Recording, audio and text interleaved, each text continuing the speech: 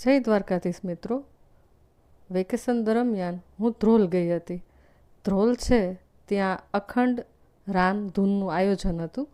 તો અખંડ રામધૂન છે એનો પ્રારંભ પોષ સુદ 12ને રવિવારના રોજ તારીખ 11/1/2025ના રોજ થયો હતો અને રામધૂન છે એનો વિરામ વૈશાખ વદ 13 શુક્રવાર તારીખ 15/5/2026ના રોજ થયો હતો.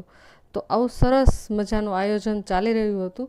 તો મેં પણ આ રામધૂન છે એનો લાભ લીધો હતો અને ભગવાનનું નામ જેટલું લેવાય એટલું લીધું હતું. તો અહીંયા હું આ વિડીયોની અંદર તમને એની એક ઝલક દેખાડીશ. તો તમે પણ આ રામધૂન છે એનો લાભ લઈ શકો અને જોઈ શકો. તો ચાલો નિહાળીએ રામધૂન.